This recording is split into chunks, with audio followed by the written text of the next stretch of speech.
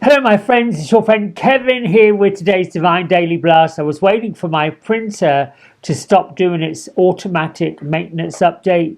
So it's down here gurgling and carrying on and making all kinds of weird noises, which I was hoping you wouldn't hear, but I digress. Let's get right on with the cards for today. Hopefully, you won't hear all of that silliness. Oh, it's stopped now. Thank goodness. All right.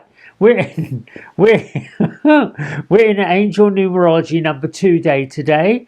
So I like to do a little bit of research to see if I can get some more layers on the numbers and numerology, etc., etc. So angel numerology number 2 is associated with balance, harmony, and partnerships, plus intuition. And I call it diplomacy. It signifies a call to focus on relationships, on diplomacy and cooperation.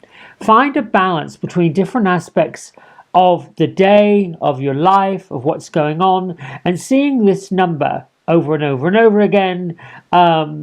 Just even if you just pop up with a number 2 in your head, could be a message to nurture your connections and trust the pathway forward, particularly in any kind of partnership. Think about the balance, left and right, sock and shoe, all these things. The number 2 is inherently about the duality of us together versus me, and making it a powerful symbol for partnerships, teamwork, diplomacy. Once again, balance and harmony, the need to find the balance in your life, but more importantly, to look at where it's not balanced out. Your relationships, encouraging you to foster harmony between yourself and other people. Now, the other part of the number 2, which I love, is all about intuition and faith. The number 2 is linked to intuition and spiritual connectiveness. And if you go back to my navigation for the week ahead, we are being greatly encouraged to tap into our spiritual practices. What do you do when you see a number 2? Focus on relationships, seek balance, trust your intuition. That, in a nutshell, is what the number 2 is about. Now let's move on to where the moon is. The moon is shifted into Scorpio. So planetary energies are testing all of us right now. And the moon is having a little bit of a kiki with Pluto. In other words, a clash. Don't let small upsets spiral out of control. Stay calm and keep things into perspective. Get your affirmations out. When you find the doubts coming in, the fears coming in, the oh my gosh, what does this mean? And oh, I'm looking for more clarity, all of that mental mess, get yourself grounded, feet on the floor, back against something solid.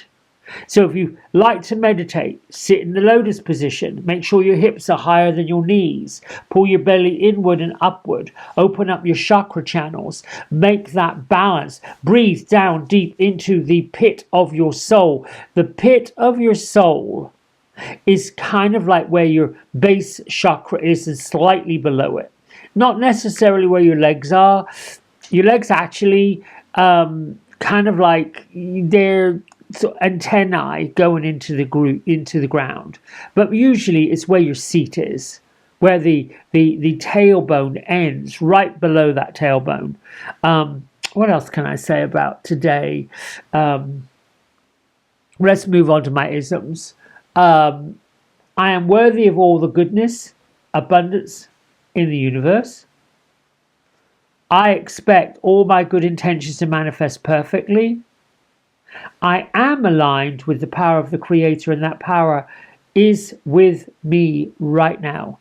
And you can use the number 2, diplomacy, as your relationship with the Creator. What is your relationship with the Creator? Do you call the Creator your friend? Do you call the Creator the Great Master? You put the Creator on a pedestal, or do you let the Creator sit with you? In you, around you. When I say the Creator, all that gets created comes from you. Everything in your life comes from you. The words you speak, the attitude you go out your front door with, all of the intentions. And when I say spiritual practices, you can start using herbs if you want to, cloves, salt, all these kind of things that they are bringing back up from way back in ancient times. Your ancestors, 3 or 4 times removed, can help bring back the rituals that they used maybe back in the 15, 16, 1700s. All of these old ancient rituals and traditions, our connection to the earth, our connection to the love of Mother Nature, the fairies, the elementals, the pixies, the gnomes, all of this realms of people, when you call them in, they are like an invisible army going to work because they feel recognized, because they feel important, because they feel like you see them. And when we adopt that relationship with this number 2, harmony, peace, all of that, we conjure up the most amazing manifesting tools that there ever is. Now here's a message from Archangel Zadkiel. As the Archangel of Forgiveness, I can free you from unhealthy ties to the past that keep you from living in joy. I forgive all prior conflicts in my life. I release the past in favor of peace and healing.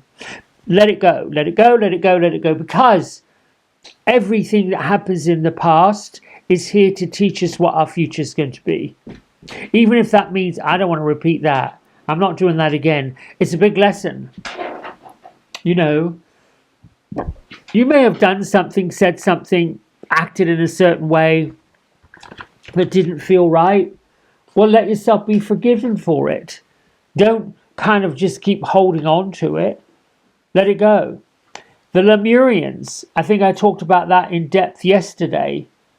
They were an ancient civilization that got to see everything and believe in everything.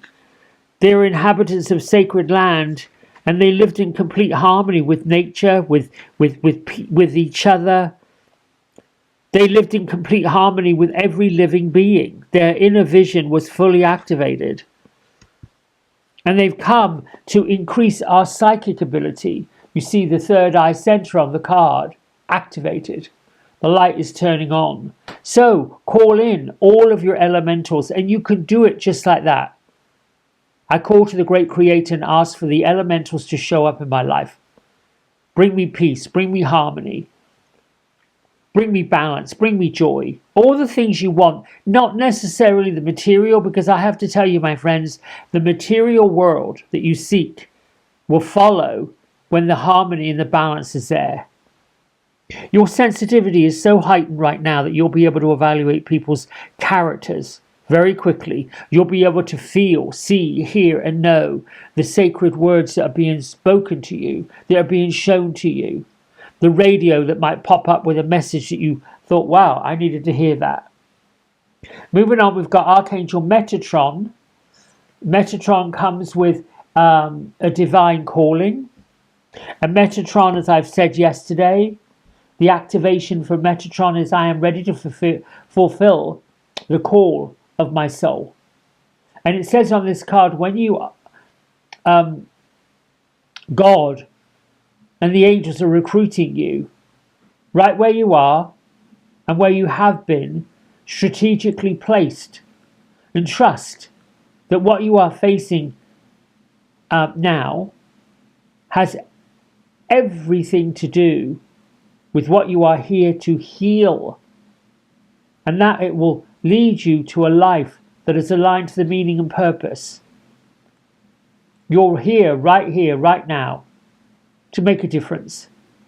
And it must begin where you are right now. You have to declare that I'm ready to fulfill the call of my soul.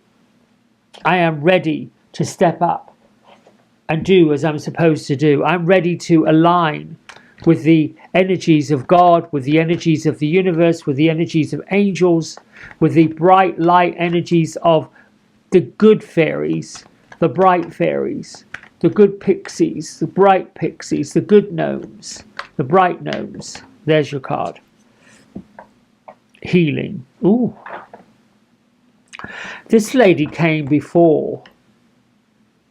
Arms outstretched, gorgeous pale blue outfit. She reminds me really of a fairy version of Archangel Haniel. Now is the time for you to give or receive healing. Everyone has natural ability to heal others. Yes, even you. This is what I think the number 2 also represents. Finding balance, finding harmony, finding joy in the healing is really what all this is about. What else can I tell you about the healing fairy? I think she's magical. I think she's kind, loving, caring. I think she's also connected to the fairy of faith and the fairy of joy and the fairy of love.